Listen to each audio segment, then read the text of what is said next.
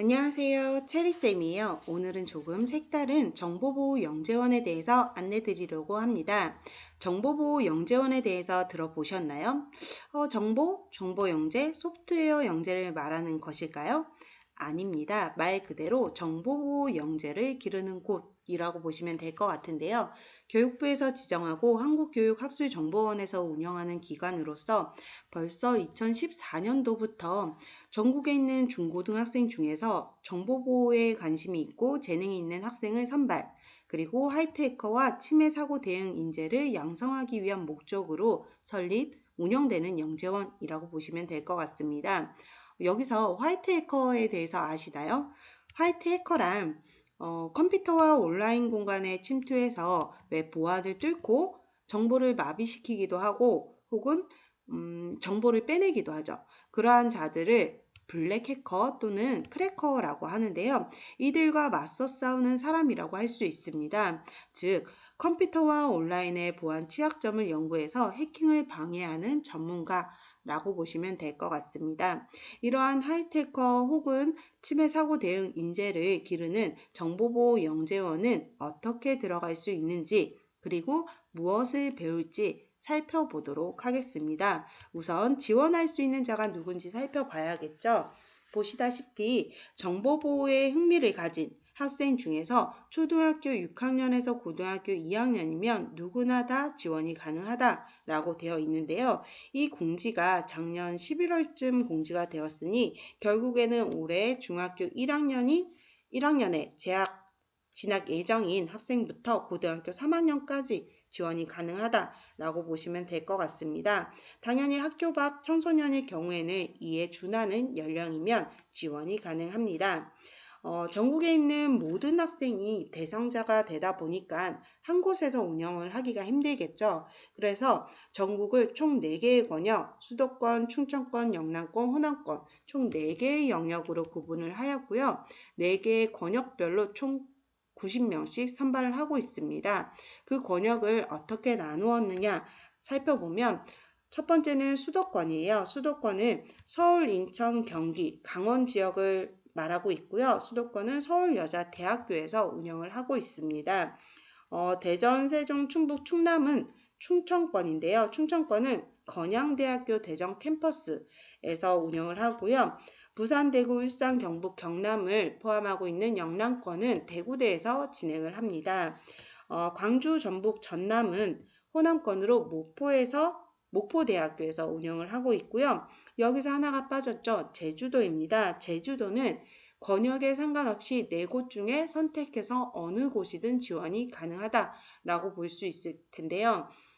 여기서 정보보호 영재원 같은 경우는 선발이 되고 나면 3월부터 12월까지 보통은 주말에 격주 정도로 진행이 됩니다. 그러니 오프라인으로 진행이 돼요. 그래서 그 학교에 가서 수업이 들어야 되고 여름방학 같은 경우는 집중교육도 진행이 되는데 집중교육 같은 경우는 3일 혹은 5일 정도 학교 기숙사에서 생활을 하면서 수업을 진행하게 되는 교육을 진행하게 되는 그러한 프로그램이 있는데요.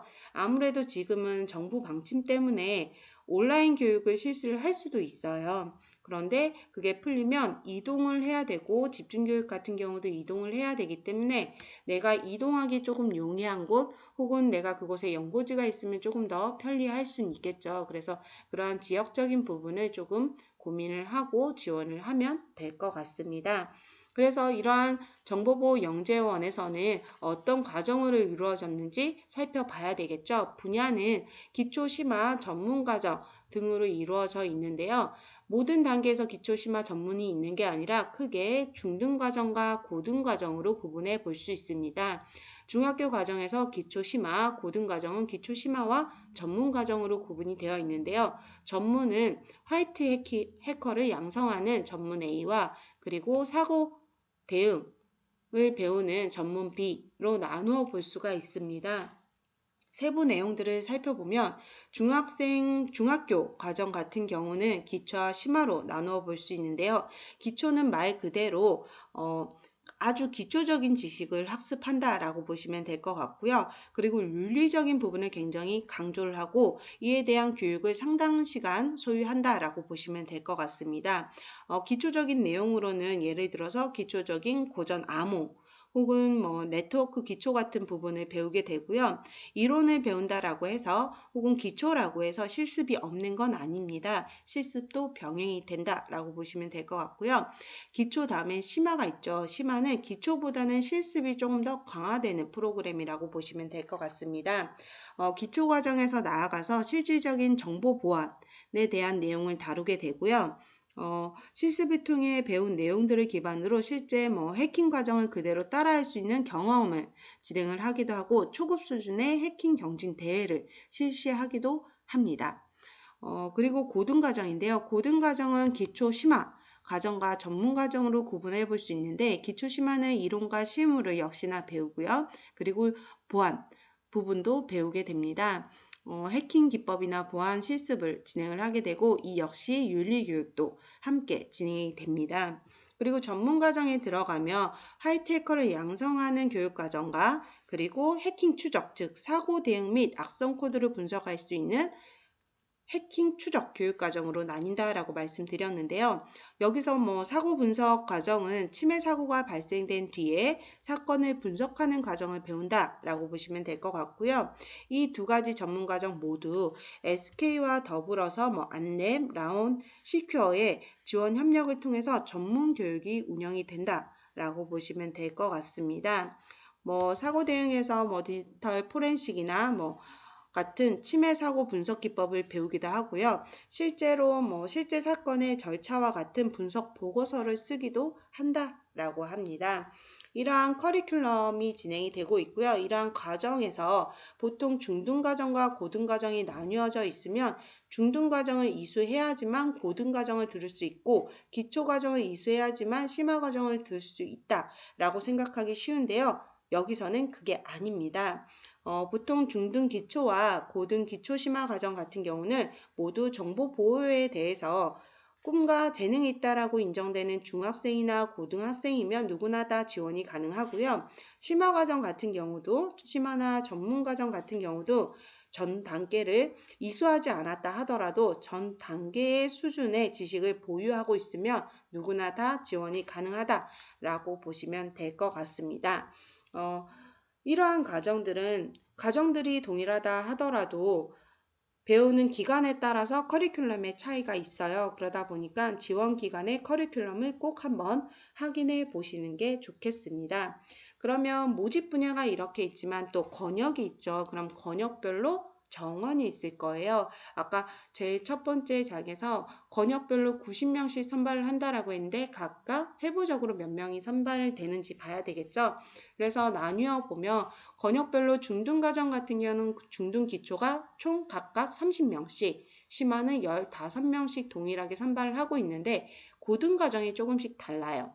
고등 기초 심화 같은 경우는 대부분 15명씩 선발을 하고 있지만 춘천권만 어떻게 30명을 선발을 하고 있습니다. 그러다 보니 정원은 정해져 있기 때문에 전문 과정이 대부분 30명씩 선발을 하지만 춘천권은 15명이 선발이 되겠죠. 그리고 수도권이나 영남권처럼 처음부터 해킹 전문 과정과 추적 전문 과정으로 구분하기도 하지만 호남권처럼 구분 없이 2개 반으로 구성을 하기도 합니다. 지원 가능한 기간에 모집 분야를 꼭 살펴볼 필요가 있겠죠. 그리고 다시 한번 얘기하지만 중등 과정을 이수해야지만 고등 과정을 들을 수 있는 게 아닙니다. 그러니 고등학교 재학생 혹은 재학 예정인 학생은 꼭 고등 과정에 관심을 갖고 지원을 해보면 좋을 것 같고요. 고등학교 중에서 영재원을 운영하는 기관이 많지 않아요. 많지 않은 기관 중에 하나, 그리고 하나의 분야라는 거 기억을 해서 지원을 해보면 좋을 것 같습니다. 이러한 정보보호 영재교육원은 또 선발 방법도 살펴봐야 되겠죠. 선발 방법은 쉽게 지원, 그리고 1차 서류 전형, 2차 면접으로 최종 합격자를 선발한다 라고 보시면 될 것 같습니다. 원서 접수는 GED를 통해서 접수를 하고요. 서류 전형은 해커로서의 학습 능력이나 적합성, 발전 가능성을 이 지원 시 제출했던 서류로 평가를 하고 있고요. 이 서류를 통해서 1.5배수 즉 150%인 권역별로 90명이 정원이니 135명을 선발을 하고 있고요. 이에 합격된 학생들은 면접을 진행을 해요. 면접은 서류에 대한 사실을 확인하겠죠. 그리고 역시 인성이나 학습 능력, 적합성, 발전 가능성을 중심으로 최종 정원 100%를 선발하고 있습니다. 여기서 면접에서 1대 다 개별 면접으로 진행이 된다라고 말씀드렸는데요. 공지가 되어 있긴 한데 이건 기간마다 틀린 것 같아요. 기간마다 틀리고 해마다 조금씩 다른. 예를 들어서 지원자가 1명에 면접관이 3명이 경우도 있고 2명인 경우도 있는데 전년도까지는 1명에 3명의 면접관이 있었는데 갑자기 올해는 지원자 3명이 같이 들어가는 경우도 있어요. 그러니 1대3, 3대3, 1대2 등 굉장히 다양하게 구성이 된다라고 보시면 될 것 같습니다. 이러한 과정들은 각각 일정들이 있을 거예요. 그래서 모집 일정들을 한번 살펴보면 기간마다 모집 일정도 굉장히 상이한 편이에요. 약간 비슷한 듯 하면서도 다른데요. 원서 접수를 보면 대부분 12월 말에 진행이 되고 있어요.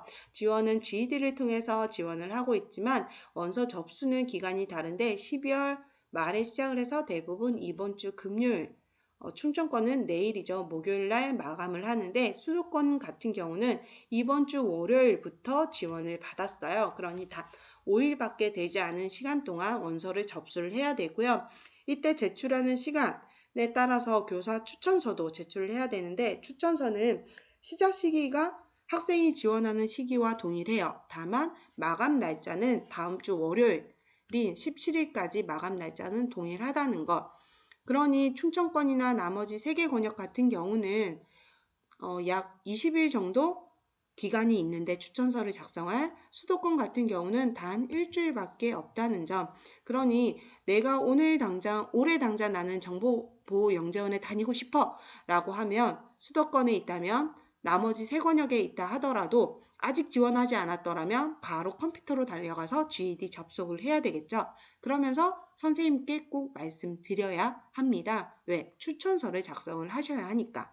그래서 추천서를 작성을 하고 나면 서류 심사가 진행이 될 거고요. 서류 심사를 진행을 하면 1.5배수를 선발, 그 학생들을 대상으로 면접이 진행이 됩니다. 면접 날짜를 살펴보면 이게 웬일이죠? 그죠? 면접은 우리의 명절, 설 연휴가 시작하는 토요일인 1월 29일 날 대부분 시작을 하고요. 춘천권만 2월 4일 날 진행이 된다라고 합니다.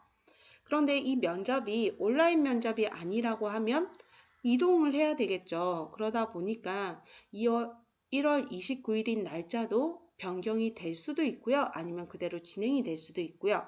그리고 온라인 면접으로 진행이 될 수도 있기 때문에 내가 접수를 하고 난 이후에는 꼭 면접이 어떻게 진행이 되는지 그리고 면접 날짜에는 변경이 없는지 꼭 살펴볼 필요가 있습니다. 이렇게 면접이 진행이 되고 나면 최종 합격자 발표가 2월 첫 주나 혹은 둘째 주에 발표가 되고요. 이때 최종 합격한 학생들은 올해 3월부터 12월까지 수업을 받게 됩니다. 이때 정보보호영재원은 1차로 서류 심사를 진행한다라고 했죠. 그래서 간략하게 서류를 살펴보면 제출 서류는 개인정보 동의서와 함께 자기소개서와 포트폴리오를 제출해야 되는데요. 자기소개서는 지원한 전원이 제출해야 되지만 포트폴리오는 희망자에 한해서 제출을 하도록 하고 있습니다. 희망자에 한해서이지만 있다면 제출하는 게 유리하겠죠, 당연히. 그런데 여기 용량이 A4 용지 최대 20매까지예요. 그러니 나는 20매가 없다. 그러면 한두 장이라도 꼭 제출하기 바라면서요. 포트폴리오 같은 경우는 기존의 학생들 보면 컴퓨터에 관련된 상장을 받았던 걸 내기도 하고요. 그리고 뭐 컴퓨터 관련된 활동을 적어서 내기도 했습니다. 아니면 컴퓨터를 활용하면서 아니면 온라인 부분을 활용을 하면서 문제가 됐던 부분을 어떻게 해결했는지 그 과정을 조금 자세하게 작성을 하기도 하니까요. 다양한 방면으로 내가 정보보호나 아니면 컴퓨터에 관심이 있다라는 부분을 좀 이렇게 내세울 수 있는 자료로 채우면 좋을 것 같습니다. 그리고 또 하나 교사 추천서가 있는데요. 교사 추천서는 자신이 작성하는 게 아니죠. 교사가 작성을 하다 보니까 내가 지원을 한다면 꼭 선생님께 바로 말씀을 드려야 하고요. 선생님 같은 경우는 추천서 양식을 다운받아서 작성한 후 다시 또 업로드를 해야 돼요. 그러니 17일 날 마감이다 보니까 마감 날짜에 맞춰서 업로드를 하다 보면 이렇게 다운되는 경우가 종종 있어요. 그러다 보니까 꼭 선생님들도 미리 말씀드려서 선생님이 미리 작성을 할 수 있도록 이야기를 하시는 게 좋을 것 같고요. 추천서도 대부분 4개의 학교가 대부분 동일해요. 그래서 서울여자대학교의 추천서 양식을 가져와 봤는데요. 지원자의 특성이나 상대적 우수성을 체크하도록 했고요. 그리고 항목별로 체크리스트에 체크하도록 한 후에 마지막으로 종합 의견을 작성해서 제출하도록 하였습니다. 그러다 보니까 추천서를 작성하는 선생님도 충분히 생각할 시간이 필요하겠죠. 그래서 지원을 희망하는 자는 어서 빨리 선생님에게 지원 의지를 나타내시기 바랍니다. 그리고 제출한 서류를 바탕으로 면접에서 사실을 확인한다라고 했어요. 그러니 면접은 내가 제출했던 자기소개서나 포트폴리오를 조금 더 꼼꼼하게 살펴보고 예상 질문이나 예상 답변 같은 것도 살펴볼 필요가 있겠죠. 특히나 중등 기초나 고등 기초 같은 경우는 기존에 정보보호에 대해서 경험이 없던 친구들이 많이 이제 지원을 하는 경우도 많다 보니까 자기소개서나 포트폴리오에 대한 질문이 더 많을 수 있고요. 그 외에 또 다른 질문이 있을 수 있어요. 기출문제를 살펴보면 예를 들어서 블록체인이 보안에 도움이 되는 이유를 말씀하시오. 혹은 자신만의 정보보안 기술 가치관 정립이 중요한 이유에 대해서 설명하시오. 라는 문제들도 제출되었다라고 해요. 금방 말씀드린 기출문제는 전문 과정이다 보니까 조금 더 이제 전문성에 대해서 아니면 블록체인 같은 용어를 사용을 했을 수도 있겠지만 이 부분에 대해서 추가로 말씀드리면 정보보호에 대해서 윤리의식을 굉장히 강조하고 있잖아요. 그렇다 보니까 내가 생각하는 정보보호에 대한 의식, 신념 같은 것들을 다시 한번 정리하고 들어가면 훨씬 좋을 것 같습니다. 이런 정보보호 영재원의 현재 수료생에 대한 진로 현황을 조사한 게 있는데요. 조사한 결과 수료생의 80% 정도가 관련 학과 진학 및 동종업종으로 취업을 한다라고 해요. 그러니 정보보호에 대해 관심 있는 학생이라면 꼭 도전해 보면 좋을 것 같고요. 여기에 더해서 컴퓨터 프로그래밍을 하고 싶은 학생, 즉 프로그래머죠. 프로그래머도 보안 교육이 필요해요. 그러니 절대 정보보안 전문 지망생만 수업을 들을 수 있다라고 생각을 하지 않으면 좋을 것 같습니다. 이번 주가 마감이니 올해 수업을 듣고 싶어 하는 학생이라면 어서 지원을 서두르면 좋을 것 같습니다. 이상 정보보호 영재교육원 모집 요강에 대한 영상을 마치도록 하겠습니다. 감사합니다.